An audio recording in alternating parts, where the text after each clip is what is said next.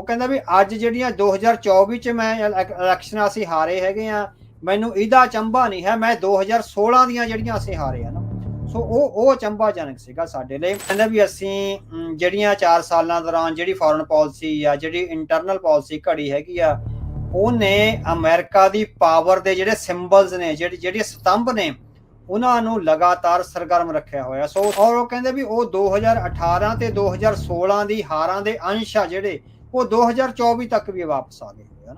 ਸੋ ਇਹਨਾਂ ਤੇ ਪਰਛਾਵਾਂ ਹੈਗਾ ਜਿਹੜਾ 2008 ਦਾ ਫਾਈਨੈਂਸ਼ੀਅਲ ਕ੍ਰਾਈਸਿਸ ਆਇਆ ਨਾ, ਉਹਨੇ ਆਮ ਲੋਕਾਂ ਵਿੱਚ, ਅਮਰੀਕਨ ਪੀਪਲ ਵਿੱਚ ਇੱਕ ਗੁੱਸਾ ਲੈ ਜਾਂਦਾ ਵੀ ਸਾਨੂੰ ਇਸ ਸਿਸਟਮ ਨੇ ਫੇਲ ਕਰ ਦਿੱਤਾ ਹੈਗਾ। ਪਲਕ ਝਪਕਦੇ 2008 ਤੱਕ ਪਹੁੰਚ ਜਾਂਦੇ। ਤੁਸੀਂ ਇਹ ਦੇਖੋ ਵੀ ਅਸਰ ਕਿਹੜੀਆਂ ਚੀਜ਼ਾਂ ਦਾ ਕਿੱਥੇ ਤੱਕ ਹਾਂਜੀ ਹਾਂ, ਉਹਨਾਂ ਦੇ ਕਾਊਂਟ ਸਾਰਾ, ਉਹਨਾਂ ਕੋਲ ਇਨਫੋਰਮੇਸ਼ਨ ਕਾਊਂਟ ਕਰਨਾ, ਇਹ ਬਹੁਤ ਡਿਪਲੋਮੇਸੀ ਇਸੇ ਨੂੰ ਹੀ ਕਹਿੰਦੇ ਆ। ਜਿਹੜੀ ਸਿਆਣੇ ਡਿਪਲੋਮੈਟਸ ਆ ਉਹ ਫਿਰ ਸੱਚ ਬਣਨ ਨੂੰ ਵੀ ਕੋਈ ਹਿਚਕਦੇ ਨਹੀਂ ਹੈਗੇ, ਝੂਠ ਨਹੀਂ ਬੋਲਦੇ। ਸੋ ਵੈਸਟਰਨ ਡੈਮੋਕ੍ਰੇਸੀ ਦਾ ਇਹੋ ਹੀ ਸਭ ਤੋਂ ਵੱਡਾ ਹਾਸਲ ਆ ਵੀ ਝੂਠ ਨਹੀਂ ਬੋਲਦੇ ਲੋਕੀ, ਹਨਾ। ਉਹ ਕਹਿੰਦੇ ਵੀ ਜਿਹੜੇ ਪਿਛਲੇ 4 ਸਾਲਾਂ ਦੌਰਾਨ ਅਸੀਂ ਕੰਮ ਕਰੇ ਆ, ਉਹਦੇ ਵਿੱਚ ਇਹ ਹੈਗਾ ਵੀ ਸਾਡੇ ਇਸ ਵੇਲੇ ਸਭ ਤੋਂ ਸਟਰੋਂਗੈਸਟ ਅਲਾਇੰਸਸ ਆ ਪੂਰੀ ਦੁਨੀਆ ਵਿੱਚ। ਜਿਹੜਾ ਅਸੀਂ ਕਾਰਜ ਕਰਿਆ ਨਾ, ਇਹ 4 ਸਾਲਾਂ ਦੇ ਘੇਰੇ ਤੱਕ ਰਹਿਣ ਵਾਲਾ ਨਹੀਂ ਹੈਗਾ। It is a generational project. ਅੱਛਾ, ਵੀ ਇਹ ਪੀੜ੍ਹੀਆਂ ਦਾ ਪ੍ਰੋਜੈਕਟ ਆ, ਇਹਨੂੰ 4 ਸਾਲਾਂ ਤੱਕ ਨਹੀਂ ਰੱਖਿਆ ਜਾਣਾ ਚਾਹੀਦਾ। ਅਸੀਂ ਆਪਣੇ 4 ਸਾਲਾਂ 'ਚ ਆਪਣੀ ਪੋਜ਼ਿਟਿਵਿਟੀ ਨਿਭਾ ਦਿੱਤੀ ਹੈਗੀ ਆ।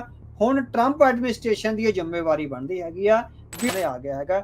ਸੋ ਕਹਿੰਦੇ ਵੀ ਬਾਅਦ 'ਚੋਂ ਅਸੀਂ ਇਹ ਇੰਟਰਵਿਊ ਪਬਲਿਸ਼ ਕਰਨ ਤੋਂ ਪਹਿਲਾਂ, ਹਨਾ, ਜਿਹਨੇ ਉਹਨਾਂ ਨੂੰ ਪੁੱਛਿਆ ਵੀ ਡੀਪ ਸੀਕ ਵਾਲੇ ਨੂੰ ਤੁਸੀਂ ਕਿੱਦਾਂ ਸਮਝਦੇ ਹੋ, ਕਹਿੰਦੇ ਵੀ ਛੋਟੇ ਜਿਹੜੇ ਲੂਪ ਹੋਲਸ ਆ ਉਹ ਤਾਂ ਸਿਸਟਮ ਵਿੱਚ ਰਹਿਣੇ ਆ। ਜਦੋਂ ਸਾਡੇ ਕੰਪੀਟੀਟਰ ਵੀ ਇੱਕ ਕੰਪੀਟੀਸ਼ਨ ਵਿੱਚ ਹੈਗੇ ਆ, ਉਹਨਾਂ ਨੇ ਕਿਤੇ ਨਾ ਕਿਤੇ ਸਾਨੂੰ ਛੋਟੇ ਚੈਲੰਜਸ ਤਾਂ ਦੇਣੇ ਹੈਗੇ ਆ। ਸੋ ਡੀਪ ਸੀਕ ਨੂੰ ਉਹ ਕਹਿੰਦੇ ਵੀ ਅਸੀਂ ਮੇਜਰ ਚੈਲੰਜ ਨਹੀਂ ਮੰਨਦਾ। ਜੇਕ ਸੁਲੇਵਾਨ ਦਾ ਇਹ ਕਹਿਣਾ ਹੈਗਾ ਡੀਪ ਸੀਕ ਵਾਲੇ ਨੂੰ। ਬਹੁਤ ਸਿਆਣੀਆਂ ਗੱਲਾਂ ਕਰੀਆਂ। ਉਹ ਕਹਿੰਦੇ ਵੀ ਜਦੋਂ ਨੈਂਸੀ ਪਲੋਸੀ ਉੱਥੇ ਗਏ ਆ ਤਾਈਵਾਨ, ਤਾਂ ਚਾਈਨਾ ਬਹੁਤ ਇੱਕ ਤਰ੍ਹਾਂ ਨਾਲ ਗੁੱਸੇ ਵਿੱਚ ਆ ਗਿਆ ਹੋਇਆ ਸੀਗਾ। ਸੋ ਇਹ ਹੋ ਸਕਦਾ ਸੀਗਾ ਵੀ ਉਹ ਬੰਬਾਰਡਮੈਂਟ ਵੀ ਕਰ ਦਿੰਦਾ, ਹਨਾ। ਸੋ ਕਹਿੰਦਾ ਵੀ ਸਾਡਾ ਕਨਸਰਨ ਸੀ, ਅਸੀਂ ਉਸ ਗੁੱਸੇ ਦੀ ਭਾਵਨਾ ਨਾਲ ਅਟੈਕ ਨਹੀਂ ਸੀ ਕਰ ਸਕਦੇ, ਹਨਾ।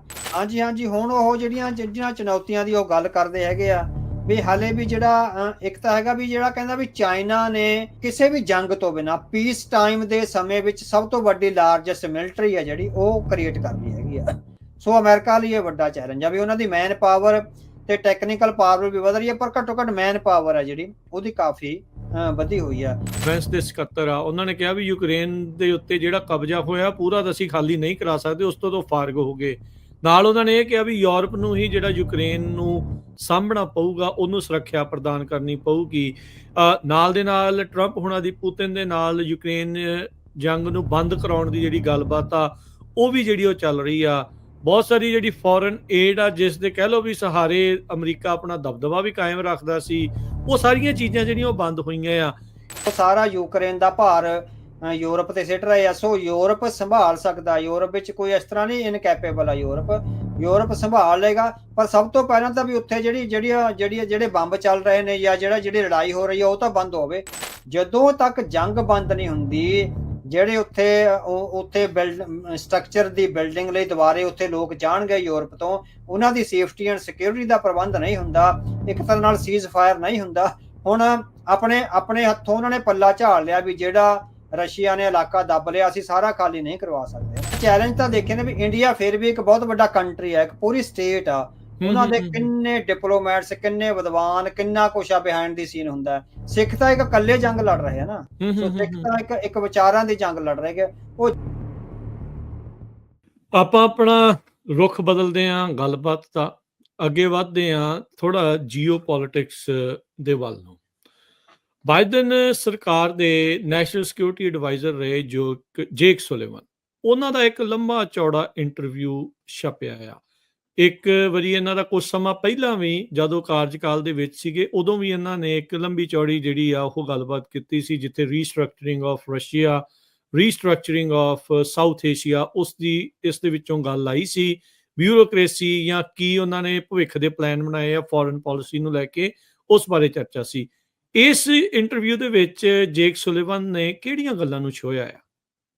ਹਾਂਜੀ, ਸੋ ਕਿਉਂਕਿ ਹੁਣ ਉਹ ਨੈਸ਼ਨਲ ਸਿਕਿਉਰਿਟੀ ਐਡਵਾਈਜ਼ਰ ਨਹੀਂ ਰਹੇ, 4 ਸਾਲ ਉਹ ਲਗਾਤਾਰ ਜੋ ਬਾਈਡਨ ਦੇ ਨੈਸ਼ਨਲ ਸਿਕਿਉਰਿਟੀ ਐਡਵਾਈਜ਼ਰ ਰਹੇ ਆ।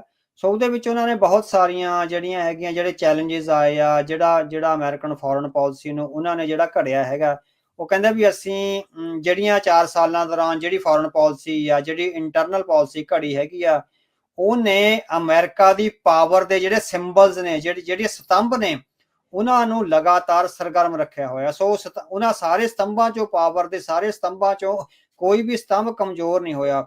ਉਹ ਕਹਿੰਦਾ ਵੀ ਜਿਹੜੇ ਇੰਜਣ ਨੇ ਨਾ, ਸੋ ਜਿਹੜਾ ਸਾਡਾ ਇੰਜਣ ਆ ਸਾਡੇ ਪਾਵਰ ਦਾ, ਉਹ ਲਗਾਤਾਰ ਹਮਿੰਗ, ਇਟ ਮੀਨਸ ਉਹ ਰੇਂਗ ਰਿਹਾ, ਉਹ ਵਧੀਆ ਢੰਗ ਨਾਲ ਜਿਹੜਾ ਕਾਰਜ ਕਰ ਰਿਹਾ ਹੈਗਾ। ਸੋ ਜਿਹੜੀ ਪਾਵਰ ਦੀ ਆਪਾਂ ਕਹਿ ਸਕਦੇ ਹੈਗੇ ਵੀ ਡਿਵੀਜ਼ਨ ਹੋਈ ਆ, ਵੀ ਇਕਨੋਮੀ ਦੀ, ਪੋਲਿਟਿਕਸ ਦੀ, ਫੋਰਨ ਪਾਲਿਸੀ ਦੀ, ਮਿਲਟਰੀ ਦੀ ਜਾਂ ਡਿਪਲੋਮੇਸੀ ਦੀ, ਉਹ ਸਾਰਿਆਂ ਨੂੰ ਅਸੀਂ ਬੜੇ ਇਕੁਇਲਿਬ੍ਰੀਅਮ ਚ ਬੜਾ ਬੈਲੈਂਸ ਕਰਕੇ ਆ ਜਿਹੜਾ ਉਹ ਅੱਗੇ ਚੱਲੇ ਹੈਗੇ ਆ। ਵੀ ਅੱਜ ਜਿਹੜੀ ਅਸੀਂ ਵਿਰਾਸਤ ਅਸੀਂ ਡੋਨਲਡ ਟਰੰਪ ਨੂੰ ਦਿੱਤੀ ਹੈਗੀ ਆ, ਉਸ ਵਿਰਾਸਤ ਵਿੱਚ ਅਮਰੀਕਾ ਅੱਜ ਆ ਜਿਹੜਾ ਸਿਰ ਚੁੱਕ ਕੇ ਜਿਹੜਾ ਹੈਗਾ ਵੀ ਐਨ ਮਾਣ ਨਾਲ ਸਿਰ ਚੁੱਕ ਕੇ ਜਿਹੜਾ ਅੱਗੇ ਵਧ ਰਿਹਾ ਹੈਗਾ। ਸੋ ਪਿਛਲੇ 4 ਸਾਲਾਂ ਦੌਰਾਨ ਅਸੀਂ ਜਿਹੜਾ ਚਾਈਨਾ ਦਾ ਚੈਲੰਜ ਆਇਆ, ਜਿਹੜਾ ਰਸ਼ੀਆ ਦਾ ਚੈਲੰਜ ਆਇਆ, ਜਿਹੜਾ ਆਰਟੀਫਿਸ਼ਲ ਇੰਟੈਲੀਜੈਂਸ ਦਾ ਚੈਲੰਜ ਆਇਆ, ਜਾਂ ਜਿਹੜਾ ਹੈਗਾ ਆਸਟ੍ਰੇਲੀਆ ਨਾਲ ਜਿਹੜੀ ਸੰਧੀ ਕਰਕੇ US, UK and Australia the UKS ਜਿਹੜਾ UK ਗਰੁੱਪ ਬਣਾਇਆ ਹੋਇਆ ਹੈਗਾ, UK US, ਉਹਦੇ ਨਾਲ ਜਿਹੜੀਆਂ ਸਾਡੀਆਂ ਕਾਰਵਾਈਆਂ ਹੋਈਆਂ ਉਹ ਸਾਰਾ ਅਸੀਂ ਚਲਾਇਆ ਹੈਗਾ।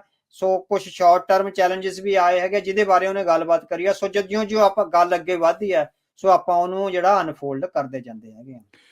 ਡੈਮੋਕ੍ਰੇਟਸ ਦੀ ਹਾਰ ਬਾਰੇ ਕੀ ਆਖਦੇ ਨੇ ਜੇਕ ਸੁਲੇਮਾਨ? ਹਾਂਜੀ ਹਾਂ, ਉਹ ਕਾਫੀ, ਕਿਉਂਕਿ ਦਾ ਇਕੋਨੋਮਿਸਟ ਨਾਲ ਉਹਨਾਂ ਦੀ ਲੰਬੀ ਇੰਟਰਵਿਊ ਹੋਈ ਹੈਗੀ ਆ ਪਿਛਲੇ ਦਿਨੀ ਵਾਈਟ ਹਾਊਸ ਦੇ ਲਾਗੇ ਕਿਸੇ ਹੋਟਲ ਦੇ ਵਿੱਚ, ਉਹਨਾਂ ਨੇ ਦੱਸਿਆ।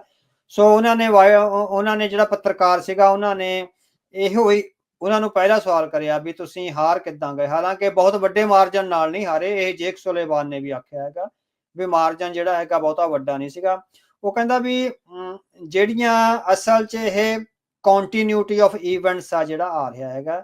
ਸੋ ਉਹ ਕਹਿੰਦਾ ਵੀ ਅੱਜ ਜਿਹੜੀਆਂ 2024 'ਚ ਮੈਂ ਇਲੈਕਸ਼ਨਾਂ ਅਸੀਂ ਹਾਰੇ ਹੈਗੇ ਆ, ਮੈਨੂੰ ਇਹਦਾ ਅਚੰਭਾ ਨਹੀਂ ਹੈ। ਮੈਂ 2016 ਦੀਆਂ ਜਿਹੜੀਆਂ ਅਸੀਂ ਹਾਰੇ ਆ ਨਾ, ਸੋ ਉਹ ਅਚੰਭਾਜਨਕ ਸੀਗਾ ਸਾਡੇ ਲਈ। ਉਹਨਾਂ ਦਾ ਹੁਣ ਜੇਕ ਸੁਲੀਵਾਨ ਦਾ ਇਹ ਆਈਡੀਆ ਹੈਗਾ ਵੀ 2016 ਦੀ ਚੋਣ ਆ ਜਿਹੜੀ ਅਸੀਂ ਡੈਮੋਕ੍ਰੇਟਸ ਤਾਂ ਹਾਰੇ ਆ ਕਿਉਂਕਿ 2008 ਵਿੱਚ ਜਿਹੜਾ ਆਰਥਿਕ ਕ੍ਰਾਈਸਿਸ ਆਇਆ, ਉਹਨੂੰ ਡੈਮੋਕ੍ਰੇਟਸ ਆ ਜਿਹੜਾ ਪੂਰੀ ਇਮਾਨਦਾਰੀ ਨਾਲ ਜਾਂ ਪੂਰੀ ਪ੍ਰਤੀਬੱਧਤਾ ਨਾਲ ਉਹਨੂੰ ਟੈਕਲ ਨਹੀਂ ਕਰ ਸਕੇ। 2008 ਦੀਆਂ ਘਟਨਾਵਾਂ ਨੇ 2016 ਦੀ ਹਾਰ ਤੇ ਕਹਿੰਦੇ ਉਹ ਅਸਰ ਪਾਇਆ ਹੈਗਾ। ਸੋ ਉਹ ਇੰਨੇ ਲੰਮੇ ਸਮੇਂ ਤੱਕ ਲੋਕਾਂ ਨੇ ਉਹਨਾਂ ਘਟਨਾਵਾਂ ਨੂੰ ਯਾਦ ਰੱਖਿਆ ਔਰ ਉਹ ਕਹਿੰਦੇ ਵੀ ਉਹ 2018 ਤੇ 2016 ਦੀ ਹਾਰਾਂ ਦੇ ਅੰਸ਼ ਆ ਜਿਹੜੇ ਉਹ 2024 ਤੱਕ ਵੀ ਵਾਪਸ ਆ ਗਏ ਹੋਏ ਹਨ।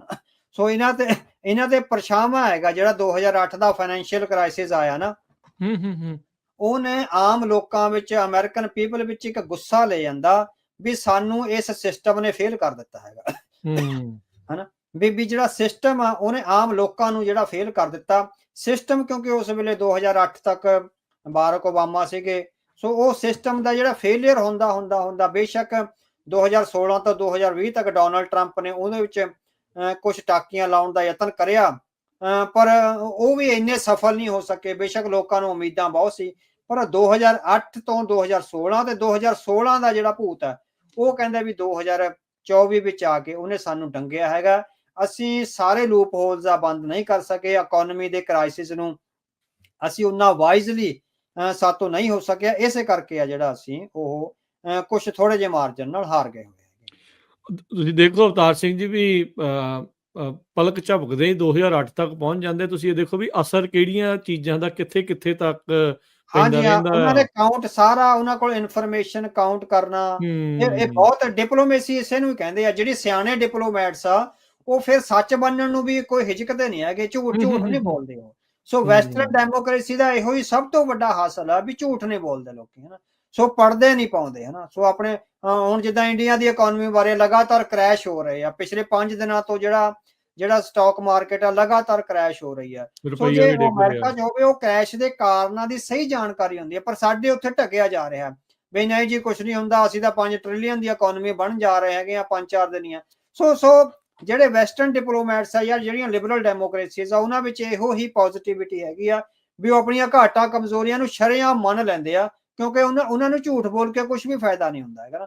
ਸੋ ਝੂਠ ਦੀ ਰਾਜਨੀਤੀ ਨਹੀਂ ਕਰਦੇ, ਜਿਹੜੀ ਕਿ ਆਪਣੇ ਮੁਲਕਾਂ ਵਿੱਚ ਬਹੁਤ ਹੁੰਦੀ ਹੈਗੀ ਆ। ਸੋ ਇਸੇ ਕਰਕੇ ਜੇਕ ਸੁਲੇਵਾਨ ਨੇ ਕਿਹਾ ਵੀ 2008 ਦੀਆਂ ਜਿਹੜੀਆਂ ਕਮਜ਼ੋਰੀਆਂ ਸੀ ਉਹ 2016 ਤੱਕ ਆਈਆਂ ਤੇ 2016 ਤੋਂ ਬਾਅਦ ਦਾ ਜਿਹੜਾ ਸਾਡਾ ਟ੍ਰੈਂਡ ਆ 2024 ਵਾਲਾ 20 ਤੋਂ ਲੈ ਕੇ 24 ਤੱਕ ਉਹਦੇ ਵਿੱਚ ਜਿਹੜੀਆਂ ਸਾਡੇ ਤੋਂ ਕੁਝ ਘਾਟਾਂ ਕਮਜ਼ੋਰੀਆਂ ਰਹੀਆਂ ਉਹਦੇ ਕਰਕੇ ਅਸੀਂ ਹਾਰ ਗਏ। ਜੇਕ ਸੁਲਿਵਾਨ ਹੁਣਾਂ ਨੇ ਕੀ ਦੱਸਿਆ ਵੀ ਜਦੋਂ ਨੈਸ਼ਨਲ ਸਿਕਿਉਰਿਟੀ ਐਡਵਾਈਜ਼ਰ ਸੀਗੇ ਉਹਨਾਂ ਨੇ ਕਿਹੜੀਆਂ ਆਪਣੀਆਂ ਕਹਿ ਸਕਦੇ ਵੀ ਕਿਹੜੀਆਂ ਪ੍ਰਾਪਤੀਆਂ ਜਿਹੜੀਆਂ ਉਹ ਗਣਾਈਆਂ? ਹਾਂਜੀ, ਸੋ ਉਹਨਾਂ ਨੇ ਬਹੁਤ ਵਧੀਆ ਢੰਗ ਨਾਲ ਕਿਹਾ ਵੀ ਕਹਿੰਦੇ ਵੀ I am proud to help create a situation where the core engines of American power are humming. ਕਹਿੰਦਾ ਵੀ ਮੈਂ ਇਹ ਮਾਹੌਲ ਕ੍ਰੀਏਟ ਕਰਿਆ। ਸੋ ਜਿਹੜੀ ਆਪਾਂ ਪਹਿਲਾਂ ਵੀ ਗੱਲ ਕਰੀ ਆ ਵੀ ਅਮਰੀਕਨ ਪਾਵਰ ਦੇ ਜਿਹੜੇ ਸਾਰੇ ਕੋਰ ਇੰਜਨ ਨੇ they are humming, it means ਉਹ ਸਟਾਰਟ ਦੀ ਸਥਿਤੀ ਵਿੱਚ ਆ, ਉਹ ਕਿਸੇ ਵੇਲੇ ਵੀ ਟੇਕ ਆਫ ਕਰਨ ਦੀ ਸਿਚੁਏਸ਼ਨ ਵਿੱਚ ਹੈਗੇ ਆ ਵੀ ਅਸੀਂ ਜਿਹੜਾ ਹੈਗਾ ਇਹ ਕਰਿਆ। ਉਹ ਕਹਿੰਦੇ ਵੀ ਜਿਹੜੇ ਪਿਛਲੇ 4 ਸਾਲਾਂ ਦੌਰਾਨ ਅਸੀਂ ਕੰਮ ਕਰੇ ਆ ਉਹਦੇ ਵਿੱਚ ਇਹ ਹੈਗਾ ਵੀ ਸਾਡੇ ਇਸ ਵੇਲੇ ਸਭ ਤੋਂ ਸਟਰੋਂਗੈਸਟ ਅਲਾਇੰਸਸ ਆ ਪੂਰੀ ਦੁਨੀਆ ਵਿੱਚ। ਸਾਡੇ ਜਿਹੜੇ ਅਲਾਇੰਸ ਵੱਖ-ਵੱਖ ਆਪਣੇ ਦੋਸਤਾਂ ਨਾਲ ਹੈਗੇ ਆ ਉਹ ਪੂਰੀ ਤਰ੍ਹਾਂ ਸਟਰੋਂਗ, ਪੂਰੀ ਤਰ੍ਹਾਂ ਪਾਏਦਾਰ ਔਰ ਬਿਨਾਂ ਕਿਸੇ ਲੂਪ ਹੋਲ ਤੋਂ ਜਿਹੜੇ ਹੈਗੇ ਆ। ਔਰ ਸਾਡੇ ਕੰਪੀਟੀਟਰ ਆ ਤੇ ਸਾਡੇ ਐਡਵਰਸਰੀ, ਸਾਡੇ ਦੁਸ਼ਮਣ ਔਰ ਸਾਡੇ ਕੰਪੀਟੀਟਰ ਆ ਅੱਜ ਸਭ ਤੋਂ ਵੀਕ ਸਥਿਤੀ ਵਿੱਚ ਜਿਹੜੇ ਰਹਿ ਰਹੇ ਹੈਗੇ ਆ ਨਾ। ਤੇ ਦੂਸਰਾ ਉਹਨਾਂ ਨੇ ਕਿਹਾ ਵੀ ਅਸੀਂ ਜਿਹੜੀਆਂ ਇਸ ਸਮੇਂ ਦੌਰਾਨ ਜਿਹੜੀਆਂ ਕਾਰਵਾਈਆਂ ਆ ਵੀ ਅਸੀਂ ਜਿਹੜੀਆਂ ਮਾਈਕਰੋ ਚਿਪਸ ਬਣਾਉਣ ਦੀ ਡੋਮੈਸਟਿਕ ਫੈਕਟਰੀਆਂ ਜਾਂ ਡੋਮੈਸਟਿਕ ਇੰਡਸਟਰੀ ਨੂੰ ਕ੍ਰੀਏਟ ਕੀਤਾ ਹੈਗਾ। ਅਸੀਂ ਜਿਹੜੀਆਂ ਚਿੱਪਾਂ ਦੇ ਐਕਸਪੋਰਟ ਦੇ ਕੰਟਰੋਲ ਸੀਗੇ ਉਹ ਲਾਏ ਵੀ ਅਮਰੀਕਾ ਤੋਂ ਬਾਹਰ ਉਹ ਨਾ ਜਾਣ। ਬੂਸਟ ਪ੍ਰੈਫਰੈਂਸ ਇਨ ਦੀ ਇੰਡਸਟਰੀਅਲ ਬੇਸਿਸ ਹੈ ਨਾ। ਸੋ ਡਿਫੈਂਸ ਦੇ ਵਿੱਚ ਅਸੀਂ ਇੰਡਸਟਰੀਅਲ ਬੇਸਿਸ ਆ ਜਿਹੜੇ ਇੱਥੇ ਅਮਰੀਕਾ ਵਿੱਚ ਲਾਇਆ। ਸੋ ਡਿਫੈਂਸ ਦੀਆਂ ਜਿੰਨੀਆਂ ਵੀ ਬਹੁਤ ਸਾਰੀਆਂ ਜਿਹੜੇ ਪ੍ਰੋਡਕਟ ਆ ਉਹ ਅਸੀਂ ਇਨ ਅਮਰੀਕਾ ਜਿਹੜਾ ਕਰ ਲਏ ਹੈਗੇ ਆ। ਸੋ ਉਹਦੇ ਨਾਲ ਉਹ ਕਹਿੰਦੇ ਵੀ ਆਰਟੀਫਿਸ਼ੀਅਲ ਇੰਟੈਲੀਜੈਂਸ ਦਾ ਜਿਹੜਾ ਕੰਪੀਟੀਸ਼ਨ ਆ ਸਾਡਾ ਯੂਰਪ ਨਾਲ ਵੀ ਤੇ ਚਾਈਨਾ ਨਾਲ ਵੀ। ਸੋ ਉਹਦੇ ਵਿੱਚ ਅਸੀਂ ਹਾਲੇ ਵੀ ਇਸ ਤਰ੍ਹਾਂ ਨਾਲ ਇੱਕ ਐਜ ਤੇ ਹੈਗੇ ਆ। ਸੋ ਪਰ ਉਹਨਾਂ ਨੇ ਇਹ ਕਿਹਾ ਹੈਗਾ ਵੀ ਜਿਹੜਾ ਅਸੀਂ ਕਾਰਜ ਕਰਿਆ ਨਾ ਇਹ 4 ਸਾਲਾਂ ਦੇ ਘੇਰੇ ਤੱਕ ਰਹਿਣ ਵਾਲਾ ਨਹੀਂ ਹੈਗਾ। It is a generational project. ਅੱਛਾ, ਵੀ ਇਹ ਪੀੜ੍ਹੀਆਂ ਦਾ ਪ੍ਰੋਜੈਕਟ ਹੈ, ਇਹਨੂੰ 4 ਸਾਲਾਂ ਤੱਕ ਨਹੀਂ ਰੱਖਿਆ ਜਾਣਾ ਚਾਹੀਦਾ। ਅਸੀਂ ਆਪਣੇ 4 ਸਾਲਾਂ 'ਚ ਆਪਣੀ ਪੋਜ਼ਿਟਿਵਿਟੀ ਨਿਭਾ ਦਿੱਤੀ ਹੈਗੀ ਆ। ਹੁਣ ਟਰੰਪ ਐਡਮਿਨਿਸਟ੍ਰੇਸ਼ਨ ਦੀ ਇਹ ਜ਼ਿੰਮੇਵਾਰੀ ਬਣਦੀ ਹੈਗੀ ਆ ਵੀ ਉਹ ਇਸ ਜਿਹੜਾ ਵੱਡੀ ਜਨਰੇਸ਼ਨ ਦਾ ਪ੍ਰੋਜੈਕਟ ਆ ਜਿਹੜਾ ਲਗਭਗ 2 ਦਹਾਕਿਆਂ ਤੱਕ ਚੱਲਦੇ ਆ ਇਸ ਤਰ੍ਹਾਂ ਦੇ ਪ੍ਰੋਜੈਕਟ ਵੀ ਉਹਨਾਂ ਨੂੰ ਇੱਕ ਤਰ੍ਹਾਂ ਨਾਲ ਉਹ ਅੱਗੇ ਵਧਾਉਣ। ਉਹ ਤੋਂ ਬਾਅਦ ਜਿਹੜੀ ਅਗਲੀ ਸਰਕਾਰ ਆਊਗੀ ਉਹ ਅੱਗੇ ਵਧਾਉਣ ਵੀ ਇਹ ਕੰਟੀਨਿਊਟੀ ਆਫ ਇਵੈਂਟਸ ਹੋਊਗੀ। ਸੋ ਪੱਤਰਕਾਰ ਨੇ ਪੁੱਛਿਆ ਕਹਿੰਦੇ ਵੀ ਇਹ ਇੰਟਰਵਿਊ ਅਸੀਂ ਪਹਿਲਾਂ ਕਰ ਲਈ ਸੀ ਕਿਉਂਕਿ ਆਰਟੀਫਿਸ਼ੀਅਲ ਇੰਟੈਲੀਜੈਂਸ ਜਾਂ ਚਿਪਸ ਤੇ ਜਿਹੜੇ ਕੰਟਰੋਲ ਲੱਗੇ ਹੈਗੇ ਆ ਨਿਵਿਡਾ ਚਿਪਸ ਤੇ ਉਹਦੇ ਬਾਰੇ ਜੇਕ ਸੁਲੇਵਾਨ ਨੇ ਗੱਲ ਕਰੀ ਸੀ। ਪਰ ਇਸੇ ਦੌਰਾਨ ਡੀਪ ਸੀਕ ਵਾਲਾ ਮਾਮਲਾ ਜਿਹੜਾ ਸਾਹਮਣੇ ਆ ਗਿਆ ਹੈਗਾ। ਸੋ ਕਹਿੰਦੇ ਵੀ ਬਾਅਦ ਚੋਂ ਅਸੀਂ ਇਹ ਇੰਟਰਵਿਊ ਪਬਲਿਸ਼ ਕਰਨ ਤੋਂ ਪਹਿਲਾਂ ਹਨਾ ਜਿਹਨੇ ਉਹਨਾਂ ਨੂੰ ਪੁੱਛਿਆ ਵੀ ਡੀਪ ਸੀਕ ਵਾਲੇ ਨੂੰ ਤੁਸੀਂ ਕਿੱਦਾਂ ਸਮਝਦੇ ਹੋ, ਕਹਿੰਦੇ ਵੀ ਛੋਟੇ ਜਿਹੜੇ ਲੂਪ ਹੋਲਸ ਆ ਉਹ ਤਾਂ ਸਿਸਟਮ ਵਿੱਚ ਰਹਿਣੇ ਆ। ਜਦੋਂ ਸਾਡੇ ਕੰਪੀਟੀਟਰ ਵੀ ਇੱਕ ਕੰਪੀਟੀਸ਼ਨ ਵਿੱਚ ਹੈਗੇ ਆ ਉਹਨਾਂ ਨੇ ਕਿਤੇ ਨਾ ਕਿਤੇ ਸਾਨੂੰ ਛੋਟੇ ਚੈਲੰਜਸ ਤਾਂ ਦੇਣੇ ਹੈਗੇ ਆ। ਸੋ ਡੀਪ ਸੀਕ ਨੂੰ ਉਹ ਕਹਿੰਦੇ ਵੀ ਅਸੀਂ ਮੇਜਰ ਚੈਲੰਜ ਨਹੀਂ ਮੰਨਦਾ। ਜੇਕ ਸੁਲੇਵਾਨ ਦਾ ਇਹ ਕਹਿਣਾ ਹੈਗਾ ਡੀਪ ਸੀਕ ਵਾਲੇ ਨੂੰ ਵੀ ਉਹ ਇੱਕ ਮਾਈਨਰ ਚੈਲੰਜ ਆ। ਅਸੀਂ ਇੰਨੇ ਸਟਰੋਂਗੈਸਟ ਤੇ ਇੰਨੇ ਜਿਹੜੇ ਕੈਪੇਬਲ ਹੈਗੇ ਆ ਵੀ ਇਸ ਡੀਪ ਸੀਕ ਵਾਲੇ ਜਿਹੜੀ ਇੱਕ ਤਰ੍ਹਾਂ ਨਾਲ ਵੀ ਲੀਕ ਹੋਈ ਆ, ਜਿੱਦਾਂ ਆਪਾਂ ਕਹਿੰਦੇ ਪਾਣੀ ਲੀਕ ਹੋਇਆ ਪਾਈਪ ਚੋਂ ਵੀ ਉਸ ਲੀਕੇਜ ਨੂੰ ਬੰਦ ਕਰਨ ਦੀ ਸਮਰੱਥਾ ਰੱਖਦੇ ਹੈਗੇ ਆ। ਸੋ ਇਹ ਜੇਕ ਸੁਲੇਵਾਨ ਨੇ ਇਹ ਗੱਲ ਕਹੀ ਹੈਗੀ ਆ। ਚੀਨ ਦੇ ਨਾਲ ਨਜਿੱਠਦਿਆਂ ਉਹਨਾਂ ਨੇ ਕੀ ਦੱਸਿਆ ਵੀ ਬਾਈਡਨ ਪ੍ਰਸ਼ਾਸਨ ਨੂੰ ਜਿਹਦੇ ਨਾਲ ਕੰਮ ਕਰ ਰਹੇ ਸੀ ਵੀ ਕਿਹੜੀਆਂ ਦਿੱਕਤਾਂ ਆਈਆਂ ਸੀ? ਹਾਂ ਉਹ ਕਾਫੀ ਜਿੱਦਾਂ ਤੁਸੀਂ ਇਹ ਆਖਿਆ ਨਾ ਵੀ ਬੜੀ ਸਿਆਣਪ ਨਾਲ ਉਹਨਾਂ ਨੇ 2008 ਦੇ ਕ੍ਰਾਈਸਿਸ ਨੂੰ ਮੰਨਿਆ ਵੀ 2008 ਦਾ ਕ੍ਰਾਈਸਿਸ ਹੈ। ਇੱਥੇ ਵੀ ਉਹਨਾਂ ਨੇ ਬਹੁਤ ਸਿਆਣੀਆਂ ਗੱਲਾਂ ਕਰੀਆਂ। ਉਹ ਕਹਿੰਦੇ ਵੀ ਜਦੋਂ ਨੈਂਸੀ ਪਲੋਸੀ ਉੱਥੇ ਗਏ ਆ ਤਾਈਵਾਨ ਤਾਂ ਚਾਈਨਾ ਬਹੁਤ ਇੱਕ ਤਰ੍ਹਾਂ ਨਾਲ ਗੁੱਸੇ ਵਿੱਚ ਆ ਗਿਆ ਹੋਇਆ ਸੀਗਾ। ਸੋ ਇਹ ਹੋ ਸਕਦਾ ਸੀਗਾ ਵੀ ਉਹ ਬੰਬਾਰਡਮੈਂਟ ਵੀ ਕਰ ਦਿੰਦਾ ਹਨਾ। ਸੋ ਕਹਿੰਦਾ ਵੀ ਸਾਡਾ ਕੰਸਰਨ ਸੀ ਅਸੀਂ ਉਸ ਗੁੱਸੇ ਦੀ ਭਾਵਨਾ ਨਾਲ ਅਟੈਕ ਨਹੀਂ ਸੀ ਕਰ ਸਕਦੇ ਹਨਾ। ਸੋ ਸਾਨੂੰ ਕਹਿੰਦੇ ਵੀ ਇੱਕ ਜ਼ਿੰਮੇਵਾਰ ਸਿਵਲਾਈਜੇਸ਼ਨ ਦੇ ਤੌਰ ਤੇ ਜਿਹੜਾ ਵਿਚਰਨਾ ਪੈਂਦਾ। ਅਸੀਂ ਉਸ ਵੇਲੇ ਫਿਰ ਜੋ ਵੀ ਬਾਈਡਨ ਪ੍ਰਸ਼ਾਸਨ ਨੇ ਤੇ ਇਹਨਾਂ ਨੇ ਆਪ ਨਿੱਜੀ ਤੌਰ ਤੇ ਕਾਰਜ ਕਰਿਆ ਉਹਦੇ ਚੋਂ ਸੀਗਾ ਵੀ ਚਾਈਨਾ ਦਾ ਗੁੱਸਾ ਵਧਣ ਨਾ ਦਿੱਤਾ ਜਾਵੇ, ਉਹਨੂੰ ਆਪਣੇ ਆਪ ਤੇ ਕੰਟਰੋਲ ਪਾਉਣ ਦਾ ਯਤਨ ਕੀਤਾ ਜਾਵੇ ਹਨਾ। ਇਹ ਦੇਖੋ ਵੀ ਕਿੰਨਾ ਮੌਕਾ ਦਿੰਦੀਆਂ ਨੇ ਜਿਹੜੇ ਡਿਪਲੋਮੈਟਸ ਨੇ, ਕਿਵੇਂ ਮੌਕਾ ਦਿੰਦੇ ਨੇ ਆਪਣੇ ਵਿਰੋਧੀਆਂ ਨੂੰ ਵੀ ਉਹ ਆਪਣਾ ਗੁੱਸਾ ਆਪ ਹੀ ਕਾਬੂ ਕਰ ਲੈਣ। ਉਹ ਕਹਿੰਦੇ ਵੀ ਅਸੀਂ ਇਸ ਤਰ੍ਹਾਂ ਦੀ ਸਟ੍ਰੈਟਜੀ ਤੇ ਚੱਲੇ ਜਿਹਦੇ ਚ ਇਹ ਹੋਵੇ ਵੀ ਚਾਈਨਾ ਇੱਕ ਤਾਂ ਤਾਈਵਾਨ ਤੇ ਹਮਲਾ ਨਾ ਕਰੇ ਗੁੱਸੇ ਵਿੱਚ ਆ ਕੇ। ਦੂਜਾ ਜਿਹੜਾ ਗੁੱਸਾ ਨੈਂਸੀ ਪਲੋਸੀ ਦੇ ਉੱਥੇ ਦੌਰੇ ਨਾਲ ਹੋਇਆ, ਉਹ ਗੁੱਸੇ ਤੇ ਆਪ ਕਾਬੂ ਪਾਉਣ ਦਾ ਉਹਦੇ ਵਿੱਚ ਸਮਰੱਥਾ ਪੈਦਾ ਹੋਵੇ ਵੀ ਅਸੀਂ ਡਿਪਲੋਮੈਟਿਕਲੀ ਜਿਹੜਾ ਹੈਗਾ ਇਹ ਕਰੇ। ਸੋ ਇਹਦੇ ਚੋਂ ਜਿਹੜੇ ਸਿੱਖ ਨੌਜਵਾਨ ਜਿਹੜੇ ਡਿਪਲੋਮੇਸੀ ਚ ਆਉਣ ਵਾਲੇ ਆ, ਸੋ ਉਹਨਾਂ ਨੂੰ ਬੜੀਆਂ ਜਿਸ ਤਰ੍ਹਾਂ ਇਹ ਬਹੁਤ ਬਰੀਕ ਬੀਨੀ ਦੀਆਂ ਗੱਲਾਂ ਨੇ ਵੀ ਕਿਸ ਤਰ੍ਹਾਂ ਆਪਣੇ ਦੁਸ਼ਮਣ ਨਾਲ ਵੀ ਸਿਰਫ ਇੱਕ ਤਰ੍ਹਾਂ ਨਾਲ ਆਪਾਂ ਲੋਫਰਾਂ ਵਾਂਗ ਜਾਂ ਗੁੰਡਿਆਂ ਵਾਂਗ ਨਹੀਂ ਵਰਤਣਾ, ਆਪਣੇ ਦੁਸ਼ਮਣ ਨੂੰ ਵੀ ਇੱਕ ਉਹਦੀ ਰੈਕਗਨੀਸ਼ਨ ਕਰਨੀ ਹੈ ਵੀ ਦੁਸ਼ਮਣ ਰੈਕਗਨਾਈਜ਼ ਹੋਵੇ, ਤੇ ਦੂਸਰਾ ਦੁਸ਼ਮਣ ਨੂੰ ਆਪਣੇ ਘੇਰਿਆਂ ਵਿੱਚ ਸੋਚਣ ਦਾ ਮੌਕਾ ਦਈਏ। ਸੋ ਇਹ ਜਿਹੜੀ ਹੈਗੀ ਆ ਕਮਾਲ ਦੀ ਗੱਲ ਹੈ ਜਿਹੜੀ ਉਹਨਾਂ ਨੇ ਕਹੀ ਹੈਗੀ ਆ ਵੀ ਅਸੀਂ ਚਾਈਨਾ ਨੂੰ, ਉਹਨਾਂ ਦੇ ਫੋਰਨ ਐਕਸਪਰਟਸ ਨੂੰ ਆਪਣੇ ਆਪ ਵਿੱਚ ਇੰਟਰੋਸਪੈਕਟ ਕਰਨ ਦਾ ਜਾਂ ਆਤਮ ਚੀਨਨ ਕਰਨ ਦਾ ਮੌਕਾ ਦਿੱਤਾ, ਜਿਹਦੇ ਨਾਲ ਉਹ ਜਿਹੜਾ ਤਾਈਵਾਨ ਵਾਲਾ ਪ੍ਰੋਜੈਕਟ ਸੀ ਸਾਡਾ ਸਕਸੈਸਫੁਲ ਹੋਇਆ ਤੇ ਚਾਈਨਾ ਜਿਹੜਾ ਉਹ ਅਗਰੈਸਿਵਨੈਸ ਤੋਂ ਪੈਸਿਵਨੈਸ ਵੱਲ ਚਲਿਆ ਗਿਆ। ਇਸ ਮੌਕੇ ਕੀ ਦੱਸਦੇ ਨੇ ਵੀ ਹੁਣ ਅੱਗੇ ਕਿਹੜੀਆਂ ਚੁਣੌਤੀਆਂ ਆ ਚੀਨ ਤੋਂ? ਹਾਂਜੀ, ਹੁਣ ਉਹ ਜਿਹੜੀਆਂ ਚੁਣੌਤੀਆਂ ਦੀ ਉਹ ਗੱਲ ਕਰਦੇ ਹੈਗੇ ਆ ਵੀ ਹਾਲੇ ਵੀ ਜਿਹੜਾ ਇੱਕ ਤਾਂ ਹੈਗਾ ਵੀ ਜਿਹੜਾ ਕਹਿੰਦਾ ਵੀ ਚਾਈਨਾ ਨੇ ਕਿਸੇ ਵੀ ਜੰਗ ਤੋਂ ਬਿਨਾਂ ਪੀਸ ਟਾਈਮ ਦੇ ਸਮੇਂ ਵਿੱਚ ਸਭ ਤੋਂ ਵੱਡੀ ਲਾਰਜੈਸਟ ਮਿਲਟਰੀ ਹੈ ਜਿਹੜੀ ਉਹ ਕ੍ਰੀਏਟ ਕਰ ਲਈ ਹੈਗੀ ਆ।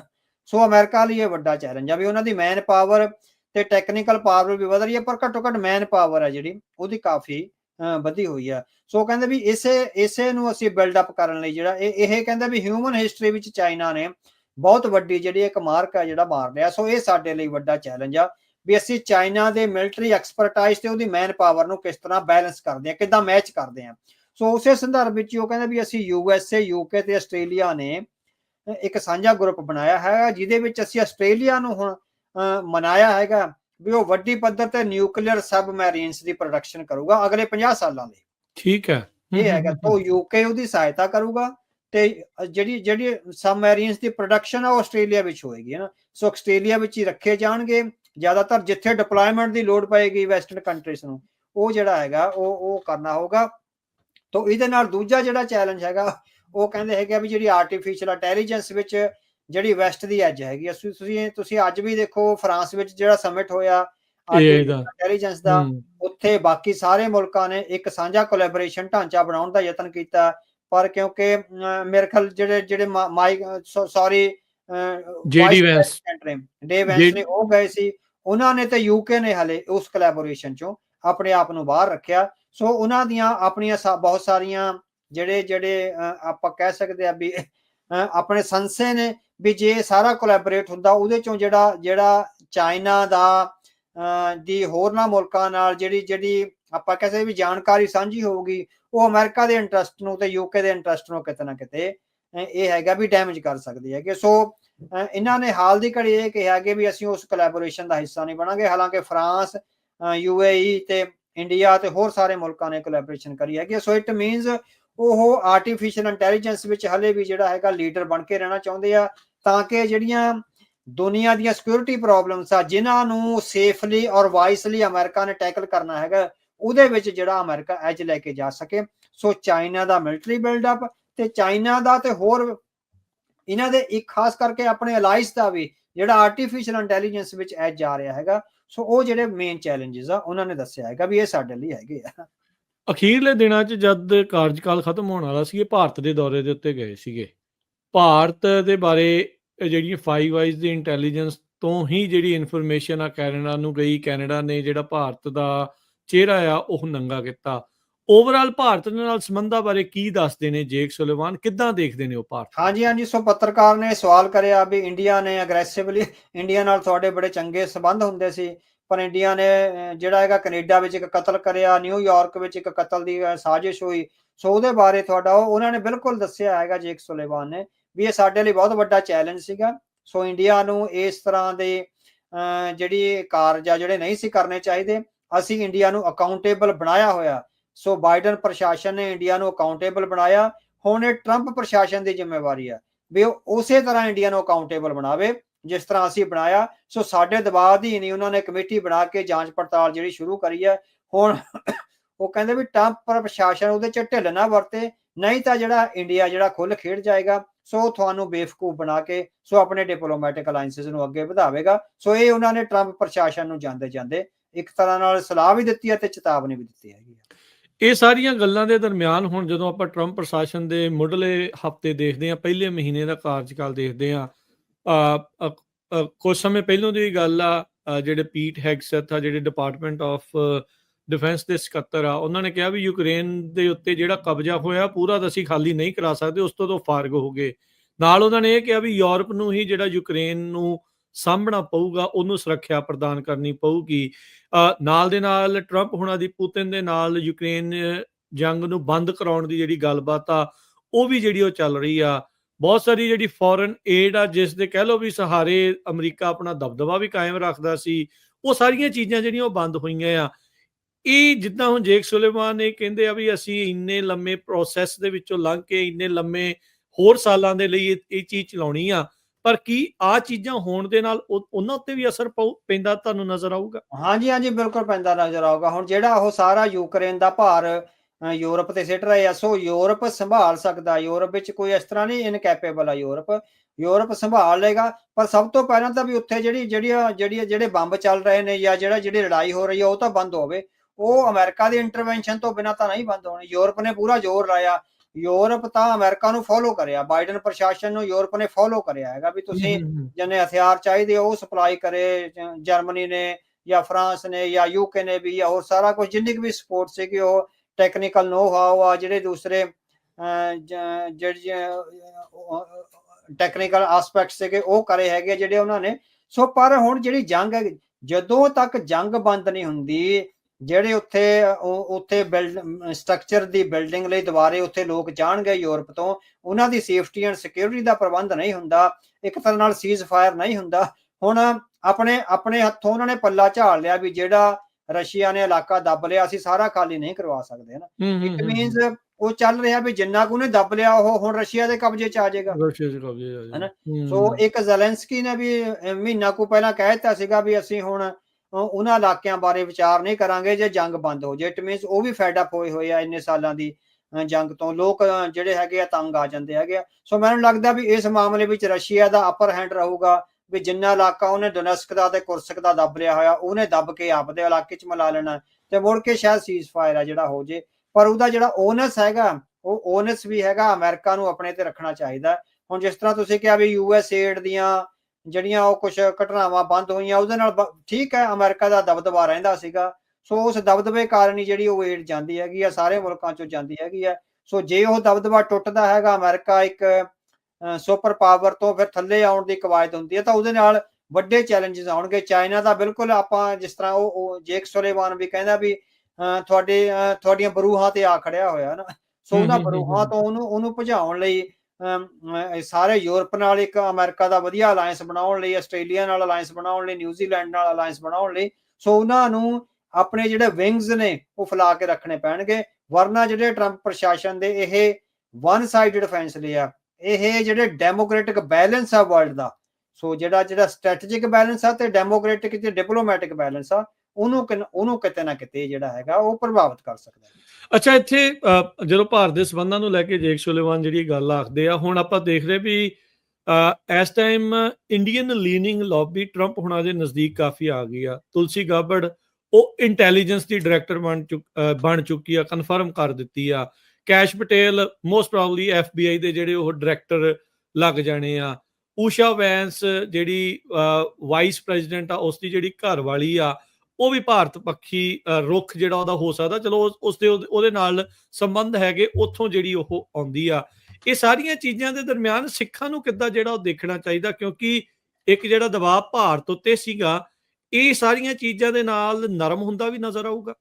ਨਹੀਂ ਦੇਖੋ, ਹਾਲ ਦੀ ਘੜੀ 1 ਮਹੀਨੇ ਹੋਇਆ, ਆਪਾਂ ਨੂੰ ਦੇਖਣਾ ਚਾਹੀਦਾ ਹੈਗਾ। ਸਿੱਖਾਂ ਲਈ ਤਾਂ ਇਹ ਵੀ ਆਪਾਂ ਚੈਲੰਜ ਤਾਂ ਦੇਖੇ ਨੇ ਵੀ ਇੰਡੀਆ ਫਿਰ ਵੀ ਇੱਕ ਬਹੁਤ ਵੱਡਾ ਕੰਟਰੀ ਹੈ, ਇੱਕ ਪੂਰੀ ਸਟੇਟ ਆ, ਉਹਨਾਂ ਦੇ ਕਿੰਨੇ ਡਿਪਲੋਮੈਟਸ, ਕਿੰਨੇ ਵਿਦਵਾਨ, ਕਿੰਨਾ ਕੁਛ ਆ ਬਿਹਾਈਂਡ ਦੀ ਸੀਨ ਹੁੰਦਾ। ਸਿੱਖ ਤਾਂ ਇੱਕ ਇਕੱਲੇ ਜੰਗ ਲੜ ਰਹੇ ਆ ਨਾ, ਸੋ ਸਿੱਖ ਤਾਂ ਇੱਕ ਵਿਚਾਰਾਂ ਦੀ ਜੰਗ ਲੜ ਰਹੇ। ਉਹ ਜਿੰਨੇ ਕੁ ਉਹਨਾਂ ਕੋਲ ਰਿਸੋਰਸਿਸ ਹੈਗੇ ਆ, ਉਸ ਹਿਸਾਬ ਨਾਲ ਉਹ ਟਰੰਪ ਪ੍ਰਸ਼ਾਸਨ ਨਾਲ ਆਪਣੇ ਸੰਬੰਧ ਬਣਾਉਣ। ਸੋ ਜਿਹੜਾ ਕਾਊਂਟਰ ਨੈਰੇਟਿਵ ਆ ਸਿੱਖਾਂ ਦਾ, ਪ੍ਰੋ ਸਿੱਖ ਕਾਊਂਟਰ ਨੈਰੇਟਿਵ ਆ, ਉਹ ਪ੍ਰਸ਼ਾਸਨ ਨਾਲ ਸਾਂਝਾ ਕਰਦੇ ਰਹਿਣ। ਉਹਦੇ ਚੋਂ ਫੈਸਲਾ ਤਾਂ ਜਿਹੜਾ ਹੈਗਾ ਆਖਰ ਨੂੰ ਰਾਸ਼ਟਰਪਤੀ ਤੇ ਉਹਦੀ ਟੀਮ ਨੇ ਕਰਨਾ ਹੈਗਾ। ਹੁਣ ਤੁਲਸੀ ਗੈਬਰ ਦਾ ਵੀ ਆਪਾਂ ਇਹ ਨਹੀਂ ਕਹਿ ਸਕਦੇ ਵੀ ਪੂਰੀ ਤਰ੍ਹਾਂ ਉਹਦਾ ਇੰਡੀਅਨਾਈਜੇਸ਼ਨ ਹੋਇਆ।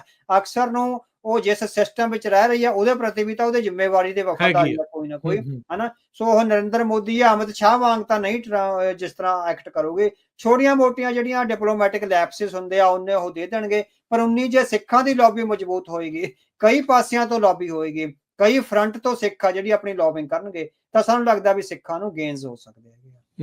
ਜੀ ਜਾਂਦੇ ਜਾਂਦੇ ਅਵਤਾਰ ਸਿੰਘ ਜੀ ਦੱਸਿਓ ਵੀ ਜੇਕ ਸੁਲੇਮਾਨ ਜਿਹੜੇ US UK ਤੇ ਆਸਟ੍ਰੇਲੀਆ ਦੇ ਸੰਬੰਧਾਂ ਨੂੰ ਕਿਵੇਂ ਪ੍ਰਭਾਵਿਤ ਕਰਦੇ ਆ।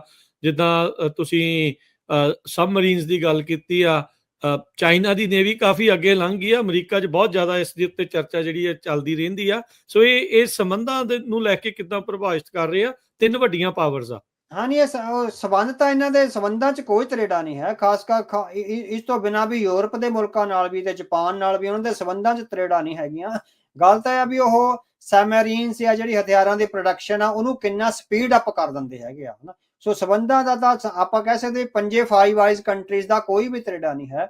ਈਵਨ ਬੇਸ਼ੱਕ ਕੈਨੇਡਾ ਦੇ ਖਿਲਾਫ ਟਰੰਪ ਦੀਆਂ ਕੁਝ ਸਟੇਟਮੈਂਟਸ ਆਈਆਂ, ਪਰ ਇਹਦਾ ਮਤਲਬ ਇਹ ਨਹੀਂ ਹੈਗਾ ਵੀ ਸੰਬੰਧ ਟੁੱਟ ਗਏ ਹੋਏ ਆ। ਸੋ ਉਹ ਇਕੱਠੇ ਰਹੇ ਆ, ਸਾਰੀ ਉਮਰ ਇਕੱਠੇ ਰਹੇ ਆ, ਇਕੱਠੇ ਹੀ ਰਹਿਣਗੇ।